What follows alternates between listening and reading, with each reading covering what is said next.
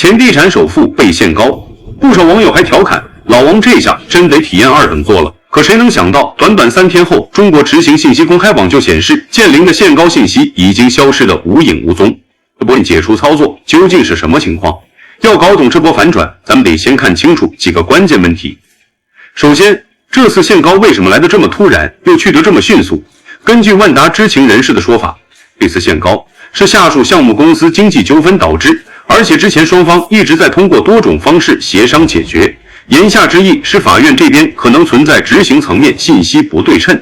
简单来说，就是集团层面其实已经在处理债务了，但执行法院那边信息没同步，所以先把限高令发了，等沟通清楚就赶紧撤了。但光有信息不对称恐怕不够。业内人士分析，这次限高能快速取消，很可能和万达近期的资产出售有关。还记得咱们上次说的48座万达广场打包出售吗？这笔500亿元的交易采用了以股抵债的模式，既不用万达拿出巨额现金，又能让腾讯、京东这些投资方接盘优质资产。这波操作确实帮万达回笼了不少资金，说不定就是这笔钱让万达有底气快速解决了那1.86亿的纠纷。不过这里有个细节要注意，虽然王健林个人的限高令解除了，但万达集团的债务压力可一点没减。截至9月29日，万达集团现存10条被执行人信息，被执行总金额约52.63亿元。而且就在9月份，万达还新增了一笔4亿余元的执行标的，执行法院是北京金融法院。这意味着，就算解决了1.86亿的小麻烦，后面还有几十个小目标等着万达去填。52亿到底是个什么概念？咱们来算笔账。王健林当年说的小目标是1亿，52亿就是52个小目标。如果一个普通人月薪1万，不吃不喝要赚43333年才能还清，这可是从大禹治水的时候开始打工都不够啊！更让人揪心的是股权冻结情况。目前万达集团有47条股权冻结记录，冻结总金额高达415亿元，一部分冻结到2027年下半年，一部分甚至要到2028年8月。这就好比你家里最值钱的房产证被法院锁了一大串，而且要锁好几年，这期间你想动都动不了。所以说，王健林虽然能做回头等舱了，但万达这艘大船依然在债务的海洋里飘摇。咱们再回头看看万达这3年的卖之路，从2023年到2025年5月，万达累计出售了109座万达广场，自持广场数量从400座缩水到300座左右。这相当于把半壁江山都拱手让人了。可为什么债务还是压得喘不过气？问题就出在拆东墙补西墙的模式上。早年万达出售文旅酒店资产的资金，大部分都用来还银行贷款和信托本息了，并没有真正覆盖所有到期债务。而且万达的债务分散在数十家子公司，像这次引发限高的武汉万达文旅置业有限公司、武汉楚河汉街文化旅游投资有限公司，都是因为关联担保或者项目亏损形成的债务。就算集团层面卖了资产，子公司的局部债务还是会像地雷一样时不时炸一下。更麻烦的是那些旧账。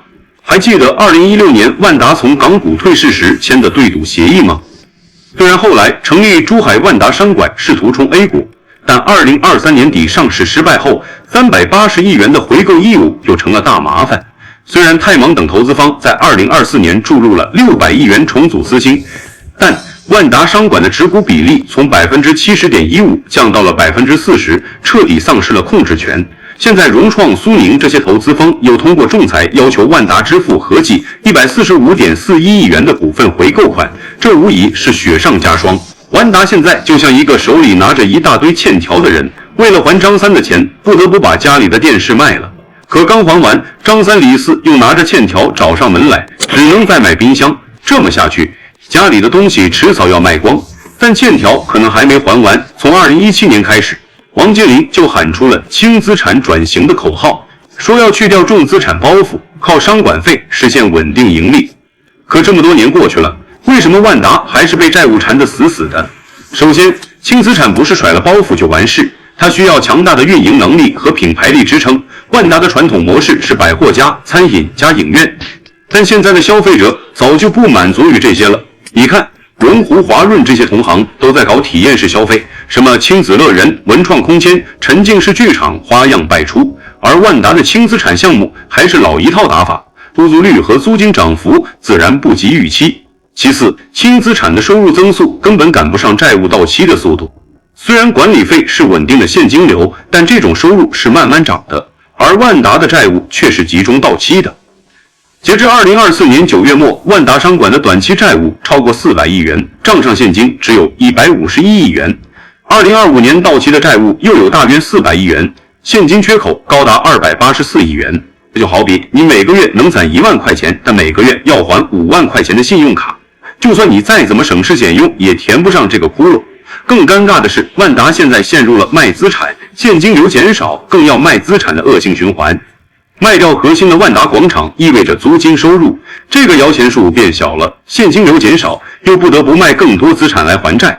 2025年8月，71岁的王健林还现身新疆考察文旅项目，试图招商引资，但市场反应冷淡。这说明什么？投资者对万达的信心已经降到了冰点，就算老王亲自出马，也很难拉到新的资金了。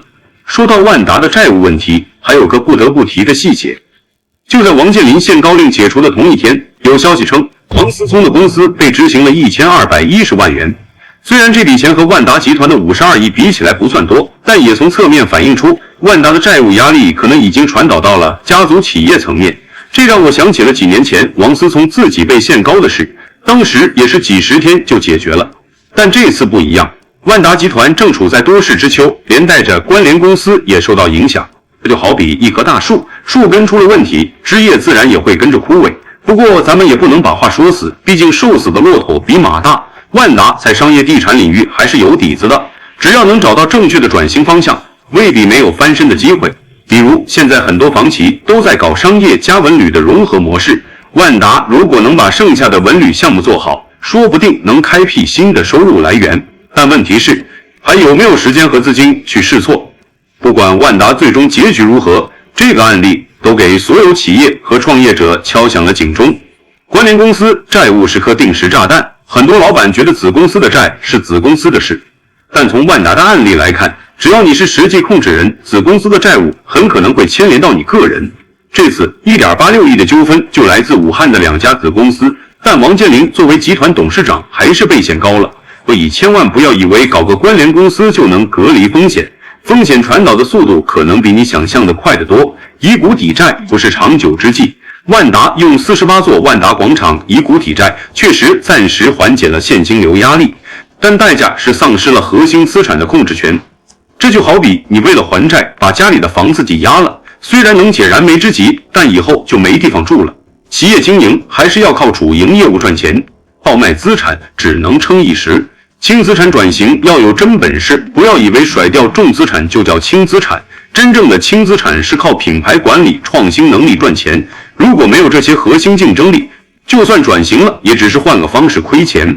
万达喊了8年轻资产转型到现在，还是摆脱不了对重资产的依赖，就是最好的例子。创始人责任越来越重，以前市场觉得企业破产，老板没事，但现在法院对实际控制人的责任认定越来越严格。就算你不再担任法定代表人，只要能证明你对企业经营有重大影响，照样可能被限高。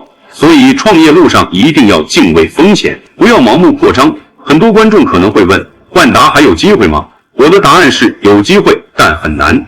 参考一下海底捞的案例，几年前海底捞也遭遇过严重的业绩下滑和债务压力，但他们通过关闭低效门店、优化供应链、推出新品牌等方式，慢慢实现了逆袭万达。其实也可以借鉴这种思路，首先集中精力做好剩下的300座万达广场，提高出租率和租金。其次砍掉那些不赚钱的文旅项目，把资金聚焦在核心业务上。最后加快数字化转型，用科技提升运营效率。但问题是，万达有没有海底捞那样的执行力？现在的万达就像一个生病的巨人，虽然骨架还在，但肌肉已经萎缩了。要想重新站起来，不仅需要正确的战略，还需要强大的执行力和足够的时间。不过话又说回来，王健林毕竟是经历过大风大浪的人。2017年万达第一次债务危机时，他也是通过卖挺过来的。这次虽然危机更严重，但说不定他还有后手。从小目标到限高令，再到解除令，王健林和万达的故事就像一面镜子，照出了中国房地产行业的兴衰沉浮。债务这个东西，用好了能帮企业快速扩张，用不好就会把企业拖入深渊。如果喜欢今天的内容，别忘了点赞关注，咱们下期再见。